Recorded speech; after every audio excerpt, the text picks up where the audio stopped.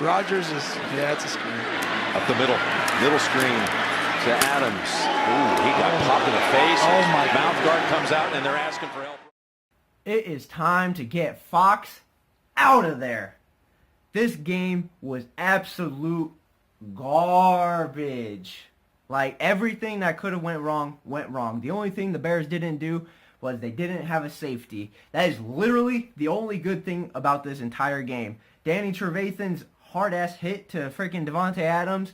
Glennon's many turnovers. And Glennon, and the ball pops out. Bouncing around at the... Randall on him. Oh, look at this ball. Oh, no.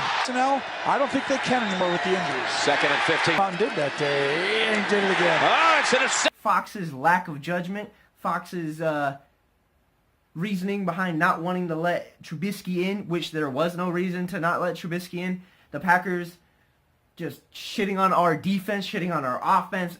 I'm not even going to get to things that I liked or disliked or whatever because you all saw the game. It was prime time. Everybody saw the game. This was the Bears' time to say, yo, we're not the laughingstock of the NFL. We got this. We beat the Steelers. We're going to beat the Packers. Nope, not the case. And I'll be honest, we actually deserved to lose that game. Okay, I went in the beginning of the day, I was hopeful, and once I saw the first fumble or first interception, whatever, I don't even know at this point, I was like, yeah, we deserve to lose. First like, 3 minutes of the game, Packers already had 14-0 on us. I was like, okay, yep, this is going to be a long game. And long game it was.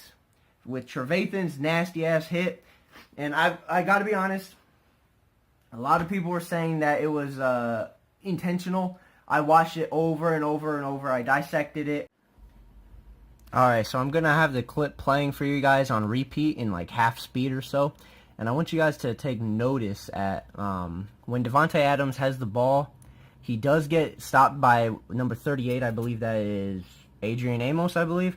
And he's getting tackled, and he's in the middle of tackling, and you see Danny Trevathan coming off from the edge, trying to get the tackle, trying to make a play for himself, because what he said in the video was he wants to make a play, because he got interviewed afterwards. But anyways, you see the play, and he goes down, and right when he goes down for the tackle, you see Davante Adams is still kind of upright, and then before he makes the tackle, Adrian Amos makes a little bit of a push on his head, which forces his head down, and then that's when Danny Trevathan is already in full force into the tackle, and he just bonks him right on the head, and that's what caused the unnecessary roughness call.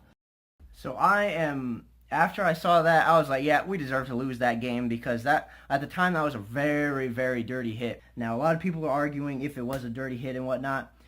Like I said in the video with the replay and whatnot, I don't think it was a dirty hit. I think it was just wrong place at the wrong time. Danny should have, he should have been aiming a little bit lower, at least towards like the hips or something, or the legs, just to get him down. Bad place, bad time for Davante Adams. I do hope he's okay. They did say he had feeling in all of his limbs, so that's good. So my thoughts go out to him, and I don't know, hopefully he can bounce back from that. Because Lord knows when our guy Johnny Knox was versus the Seahawks that year, he got hit, and that was a bad hit. And that ended his career, so hopefully it doesn't end Davante's career because he is a really good player, and he does have a lot of potential. But I am officially done with Glennon. I'm done with his antics. I've always said, kind of give him a chance. I'm always the optimist with that. I'm always giving him the benefit of the doubt. Not this time. He had a lot of bad calls, okay? I understand the ball was kind of slippery. The wide receiver game isn't really that good. But back in preseason, Trubisky didn't really have that good of a wide receiver core either. He was working with third and fourth string receivers, and he still managed to get the W's. So, except, the last preseason game against the Browns. But that doesn't matter. When he played with bad players. So, I don't know why. The freaking Packers even had their backup playing. Hundley, I think his name was. They had him playing, and the Bears still didn't want to have Trubisky in. They still had Glennon in. I don't know why. Once Glennon got that touchdown, I was kind of hoping he would get another turnover. That way, Trubisky would come in during the second half. But Glennon got that first half touchdown, and I was like, oh, man. Now that's going to give Fox a reason to keep him in for the second half. And it sure did, but Glennon just did very bad. Everybody just did very bad. It's not all Glennon's fault, even though a lot of it is Glennon's fault. I'm not going to blame the receivers too much on that because 2 of his interceptions were just way overthrown and way overshot. Yeah, if I see Trubisky playing next, if I see Glennon playing next time against the Vikings, I am literally going to piss my pants because I do not want him to start. I want the Bears to try and get something going. If not, just fight for the first round pick, I guess, or first overall pick. So as you guys know, I'm starting this new MVP clutch player of the game kind of thing. And honestly, there is no clutch player of the week, but the MVP of the week, I would have to say 2,000 years later. The MVP of the week, I have to say honestly, is probably Pat O'Donnell, the punter. Because literally, he's the only one that did his job, and he did it phenomenally. So good job, Pat O'Donnell. You won yourself an MVP on my books. So that means last week was Jordan. This week is Pat O'Donnell.